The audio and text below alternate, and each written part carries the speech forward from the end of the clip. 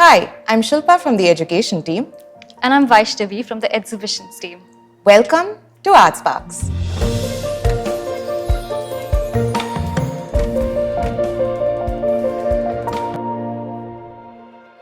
For this chat today, I will be talking about two textile labels from the map collection.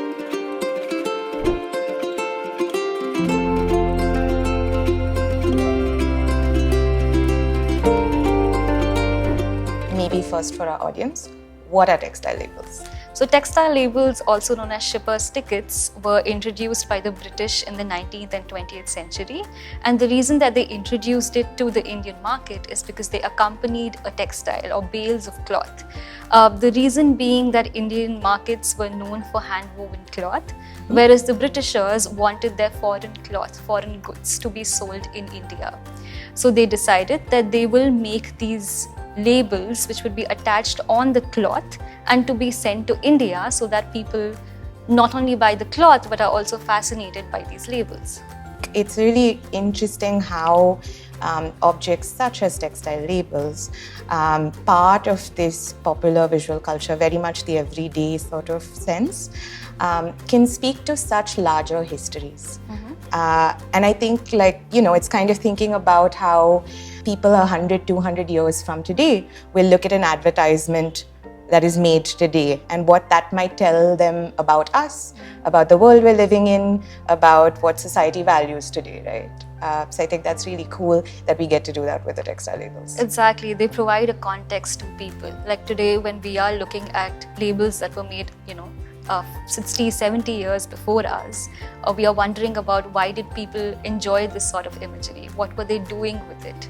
On that note, I think it would be good for us to look more closely at one of the labels that you've chosen for us today. Sure. So the first label is that of Goddess India, as it says on the label. So it's a rectangular label, and around it, in the borders, on the top part it says Shaw, Wallace & Co. and in the bottom part it says the same but in Tamil. So you have English and Tamil. And this indicates that Shaw, Wallace & Co. were the producers of these textile labels. So I think it's also interesting, apart from the central figure that you mentioned, there are these 5 cherubs as well. And 4 of them also have these little labels saying Karachi, Calcutta, Bombay and Madras. And then you have this 5th cherub that I'm kind of curious about, because it seems to be on an eagle, is holding a flag, also holding an hourglass. And I'm kind of wondering what the hourglass might be about, right? Or what might be kind of saying. That's a great observation, Shilpa, because you would imagine that the Goddess India is central to this label. But the cherubs also tell us a lot about the ports that were part of India. Also on the right hand corner, you see the 5th cherub is sort of holding a small label in their hands, and that could also be a textile label. So that's basically a label within a label. Yeah, and that, the really cool thing about that is I think you do see that in other textile labels from the period. So I know, for example, in Maps collection, we also have another label where you have presumably a person who sells textile label imagery. And so he's there sitting surrounded by all of these labels. And that kind of is very interesting to think that the artist sitting there sort of inserting a little bit of that history into the label they were designing. But you bring up an interesting point about the ports, right? And of course, this also being undivided India, so to speak, where Karachi is still very much a port of British-ruled India. And the significance of these ports, perhaps if you could talk a little bit about that in relation to the fact that this is a textile label from Shaw, Wallace & Co., which would be a mill based in England, and the fact that this is all coming on bales of cotton that is being shipped here to India. Yeah, definitely the imagery is political, and that's the reason why the other textile label that we display next to it is almost like a rebellion towards what was happening by Shaw, Wallace & Co. So now I introduce to you this textile label with Kastur Chand Mills Co. and Limited written on the top. And here what we see is that there is a figure. We can't exactly refer to her as Goddess India, but she's a woman, and she's very strongly holding a big bale of cloth with Made in India written all over it. And although it refers to the freedom movement, the Swadeshi movement, but at the same time it shows us that Indian makers, Indian production houses were kind of trying to push towards Indian goods and Indian textiles. And the way they, you would think that, textile labels are just ads and popular cultural imagery. Here there were hidden messages being introduced within these labels. And if you place them together, what you see is that these labels are almost like talking to each other. If you think a little bit more about sort of the imagery itself, right, and the visuals of the goddess India figure here being really conventionally rooted in the way that goddesses have been portrayed in Indian culture, and then you have the sage dropping flowers, she's holding a trident, and you have that sort of imagery here, whereas the other label that you're talking about sort of seems a little more secular in a way, or it just has a little bit more of a carnival-esque feel, even the way the woman is dressed, for example. Yeah, exactly. And kind of that tells us how it goes back to the history of textiles also, and not just the labels. So as I said in the introduction, a lot of cloth, especially cotton cloth, was being hand woven, hand spun, even hand dyed in India. And that was super important because a lot of makers with generations of history were contributing to this. They were producing this, they were exporting this, and they were locally using it at the same time. Having said that, introduction of like foreign goods, foreign cloth kind of disrupted that process. So a lot of weavers, their lives were impacted. They had to stop the production of local textiles. And so it does have a painful history, and it comes across in this more like secular label, as you said, whereas Shaw Wallace & Co. is really trying to like sell their cloth. And then I read this somewhere where it said that, Indian weavers did not really have to market their cloth.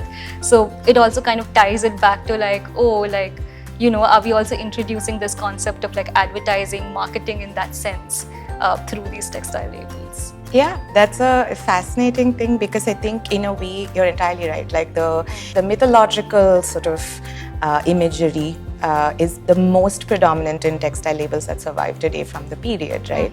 Although you do have other imagery, you have the political imagery, figures from the royal family. You have also some of this exoticized, imagery of like snake charmers and jugglers and all of that as well, presenting a sort of biased and strange view of the colonies. You do have a lot of mythological imagery, and that also kind of indicates in a certain sense this idea that the gods are endorsing your product, right? Yeah. So it sort of is a precursor to that whole trend that you see with advertisements following in like later periods. Yeah, and what you said just reminded me of how some of these labels with goddesses as part of them had vermilion marks on them, indicating that they were worshipped, and they are still worshipped today. And so they took on a completely different meaning from being associated with textiles to just like being a piece of art or like imagery for worship by themselves. That's a really interesting thing to notice, and I think it brings us back to where we started from, right? The idea that the textile labels could actually sort of be a gateway into the past, but not a singular one, and that there are so many multiple histories that you can use it to unpack.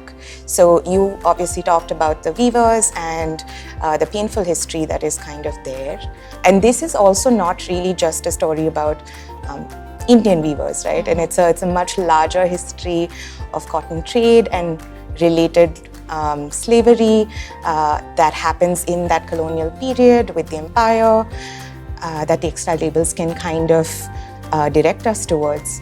At the same time, apart from the weaving technology that is kind of moving, this is also a period, of course, of industrialization. Yeah. And what actually enables the textile labels is the fact that you now have the printing press, And for the first time, you're able to kind of mass produce visual imagery.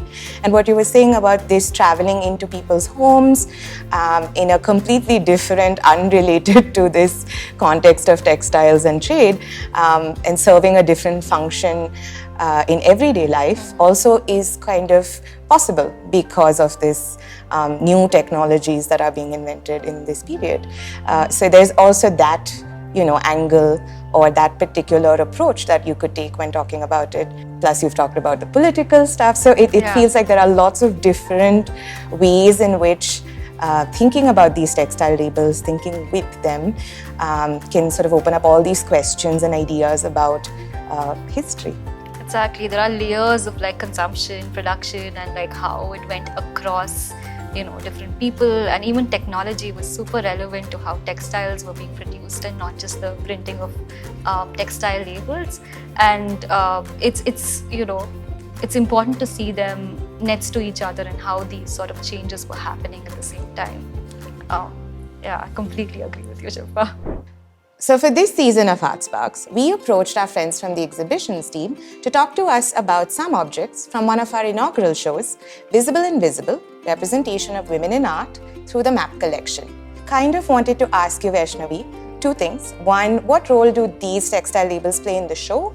And also when we asked you to pick some of your favorite objects in the show, why did you choose these specifically?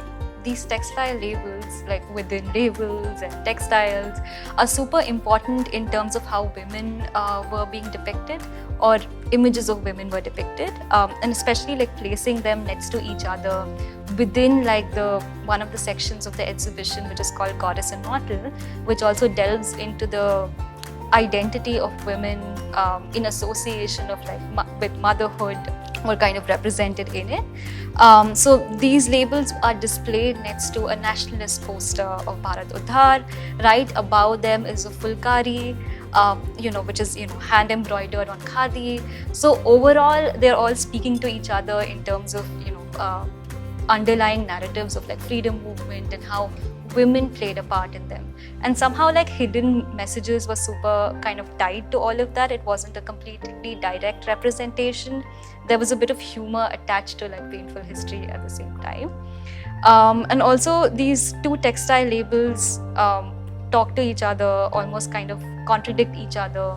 One of them, which is the goddess India, could be imagined or like fictionalized, whereas the other one is more realistic in the sense that women were also involved in making of textiles. So here they are sort of showing it to a larger crowd. And that's the reason we chose them. And I chose them for this episode. Awesome, thank you. Apart from these really cool textile labels, Visible Invisible, Representation of Women in Art through the MAP collection, will have a range of fabulous, fascinating and exciting objects for you to explore. Check out our website and social media handles to know more about what MAP does. Also, don't forget to subscribe to our YouTube page and explore more Art Sparks videos. Thank you for watching. See you in the next episode. Bye.